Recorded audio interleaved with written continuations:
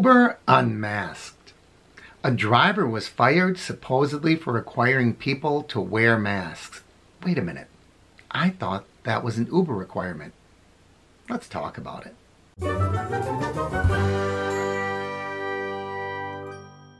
Welcome everyone, I'm Mark. This is Mark's Travel Time. This is a really interesting story that we're going to talk about. It comes out of Portland. No, not Portland, Oregon. Portland, Maine. And this is interesting. I'm going to tell you the whole story.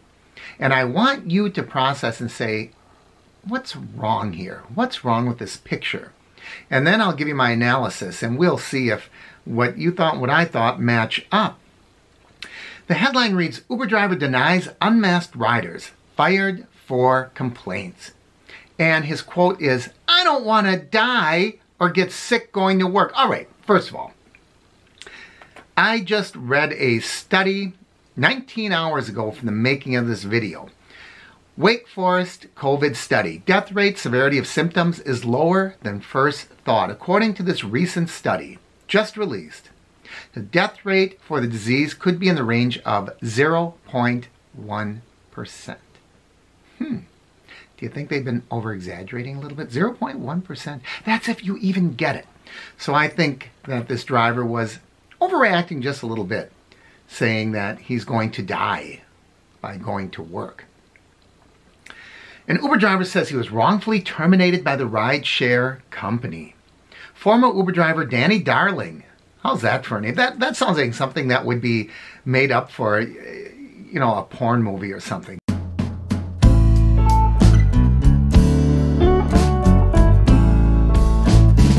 Danny Darling says he never ran into issues before the COVID-19 pandemic, specifically in the past few months with riders refusing to wear masks in his vehicle.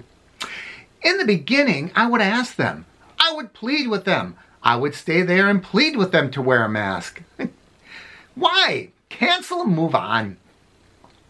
He says those interactions were often unpleasant, if not heated. I would get the middle finger. I would get my car kicked. I would get my car punched. I would be called so many names. One guy even spit on me in the middle of a pandemic. Good Lord. There's more here than meets the eye. This guy, if he has that many issues, there's something going on with the way he's interacting with these riders.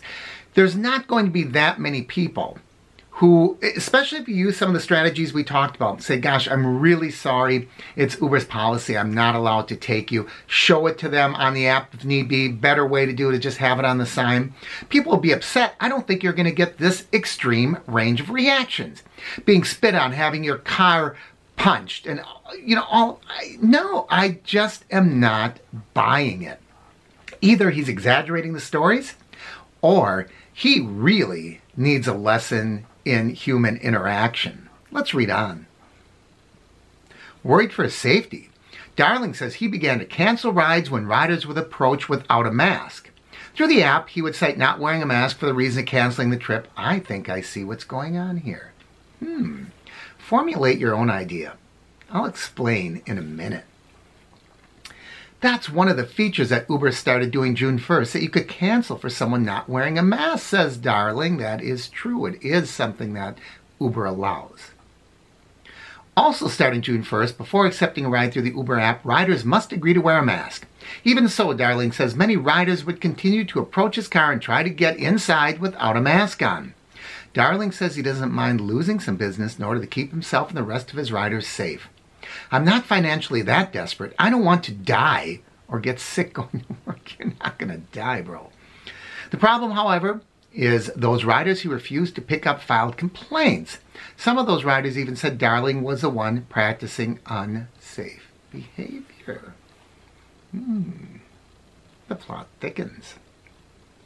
On Saturday, after 2.5 years of driving for Uber full-time, Darling was told via email he could no longer work for the company.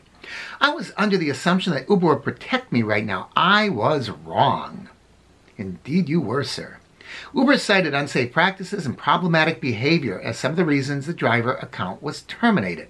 Speaking to New Central Maine, a representative from Uber's safety communication team, they have a safety communication team, says there are several reports of verbal behavior on Darling's account that went against the company's policy. The representative said some of these reports were incidents before and leading up to March. The representative adds that termination had absolutely nothing to do with canceling trips on riders not wearing masks. Boy, the more you find out.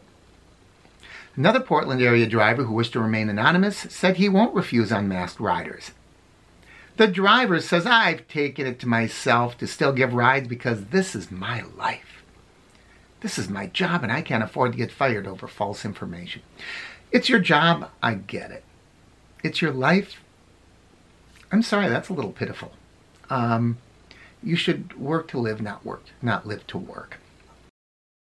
His mindset shows that rideshare drivers face a dilemma: protect their health and that of everyone they drive, or risk bad ratings, or worse, lose a job they love.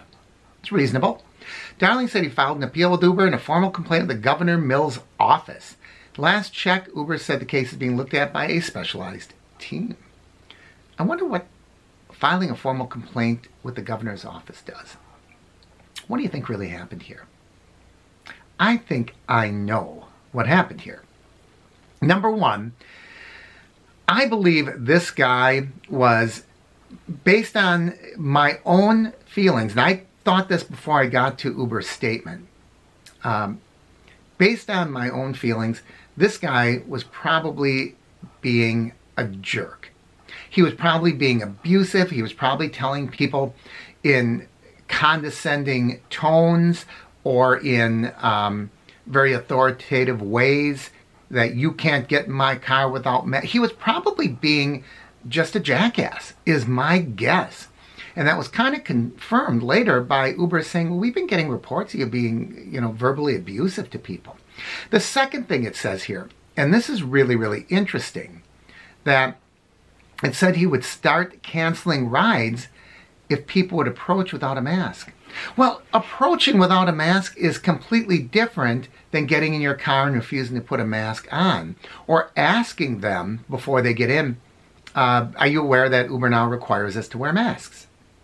I think it's way different. Oh, they're coming up, they don't have a mask. Cancel and drive off just to get the $5 or whatever. I suspect that's what was happening.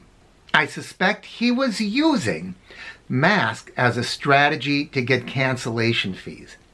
Now, I fully admit when I do these things, this is all assumptive, and a lot of this is just, I'm throwing some thoughts out there. But when you put all the pieces of the puzzle together, and you kind of act like a detective, what the story tells us, and it's very limited in scope, I get that, but for once we get a story that has, multiple sides to it. Usually we only hear the driver's side or only Uber's Lyft side. But even with the driver here, what I'm hearing is, here are actions of riders that seem extreme. People don't usually have extreme reactions unless something extreme happens to them to kick things off and to trigger it. So my guess is either number one, Danny Darling was exaggerating about all these things, which tells me, okay, the guy's not honest and truthful. Or number two, he was honest and truthful, but he did something to trigger them, which tells me Danny Darling probably is verbally being abusive or using tones that people find inappropriate, to the point where he's getting reported by riders. When you hear Uber's side of it, there's more than one report came through here. So, you know me, I don't like to come down on one side or the other. I'm not pro or anti-Uber. I'm not pro or anti-driver. Well, I'm probably more pro-driver. But I try to really come down the middle. And this one, it doesn't pass the stink test. It really, really doesn't. I think our darling driver is probably not treating people the way he should. He probably is rejecting people prematurely. He probably is overly aggressive in the way that he enforces the rules. And, he's probably a bit of a drama queen. Just by the comments I'm hearing, I'm not going to die for my job. yeah, statistically, you're probably not going to, regardless of what you do. And again, I don't want to hear all the COVID things here. I know it's a real disease. I get all that. I just gave you a statistic. It's not mine. I didn't make it up. I didn't pull it out of the air. It just kind of supports that the chance of you dying from someone getting in your car are slim and none. But the fact that those are the things he quotes tells me this guy is probably a bit extreme. I could be wrong. I was once before. You let me know. As always, I encourage you to like and share the videos. Leave your comments down below. If you haven't already, click my face in the corner to subscribe, and don't forget to ring that bell icon so you'll know when I post new videos. Thanks for watching, everyone. I'm Mark, and this is Mark's Travel Time.